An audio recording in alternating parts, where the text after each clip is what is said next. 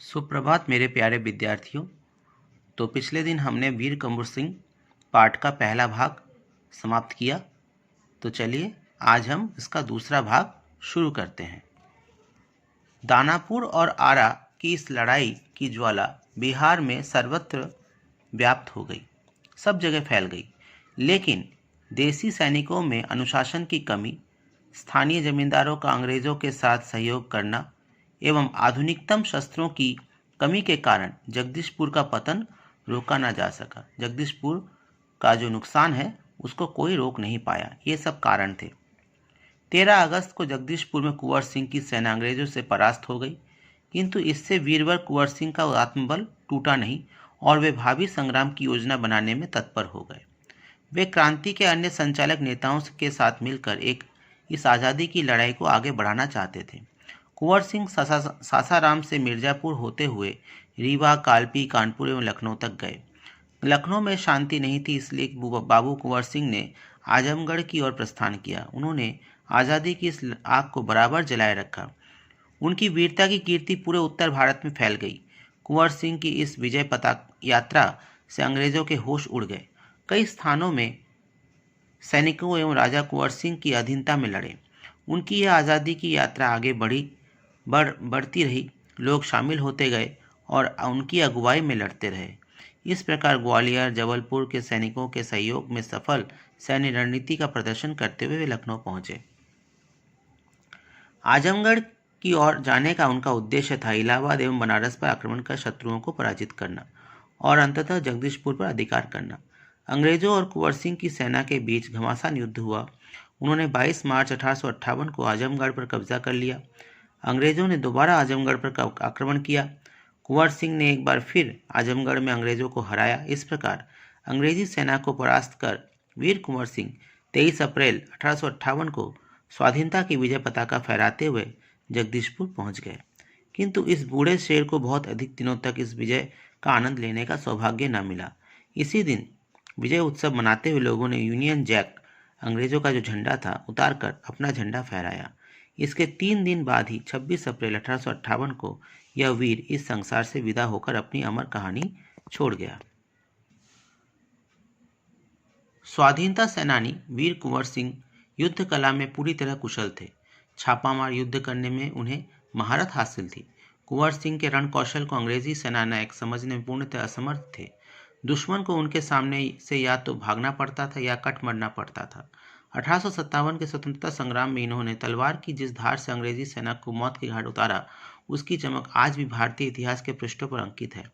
उनकी बहादुरी के बारे में अनेक किस्से प्रचलित हैं। कहा जाता है कि एक बार कुंवर सिंह को अपनी सेना के साथ गंगा पार करनी थी। अंग्रेजी सेना निरंतर उनका पीछा कर रही थी, पर कुंवर सिंह भी कम चतुर नहीं थे। उन्होंने अफवाह फैला दी कि वे अपनी सेना को बलिया के पास हाथियों पर चढ़ाकर पार कराएंगे। फिर क्या था, अंग्रेज सेनापति डगलस बहुत बड़ी सेना लेकर बलिया के निकट गंगा तट पर पहुंच गया और कुंवर सिंह की प्रतीक्षा करने लगा। कुंवर सिंह ने बलिया से 7 मील दूर शिवराजपुर नामक स्थान पर अपनी सेना को नाव से गंगा पार करा दिया। जब डगलस को इस घटना की सूचना मिली तो वह भागते हुए शिवराजपुर पहुंचा, पर कुंवर सिंह की तो पूरी सेना गंगा पार कर चुकी थी। एक अंतिम नाव रह गई थी और कुंवर सिंह उसी पर सवार थे। अंग्रेज सेनापति डगलस को अच्छा मौका मिल गया। उसने गोलियां बरसानी आरंभ कर दी। तब कुंवर सिंह के बाएं हाथ की कलाई को भेदती हुई एक गोली निकल गई। कुंवर सिंह को लगा कि अब हाथ तो बेकार हो ही गया है और गोली का जहर भी फैलेगा। उसी क्षण उन्होंने गंगा मैया की ओर भावपूर्ण नेत्रों से देखा और अपने बाएं हाथ को काटकर गंगा मैया को समर्पित कर दिया। कुंवर सिंह ने अपने ओजस्वी स्वर में कहा, हे गंगा मैया, अपने प्यारे की यह अकिंचन भेंट स्वीकार करो। वीर कुंवर सिंह ने ब्रिटिश हुकूमत के साथ लोहा तो लिया ही, उन्होंने अनेक सामाजिक कार्य भी किए। आरा जिला स्कूल के लिए जमीन दान में दी, पर स्कूल के भवन का निर्माण किया गया। कहा जाता है कि उनकी आर्थिक स्थिति बहुत अच्छी नहीं थी, फिर भी वे निर्धन व्यक्तियों की सहायता करते थे। उन्होंने अपने इलाके के अनेक सुविधाएं प्रदान की थी। इनमें से एक है आरा जगदीशपुर सड़क और आरा बलिया सड़क का निर्माण। उस समय जल की पूर्ति के लिए लोग कुएं खुदवाते थे और तालाब बनवाते थे। वीर कुंवर सिंह ने अनेक कुएं खुदवाए और जलाशय भी बनवाए।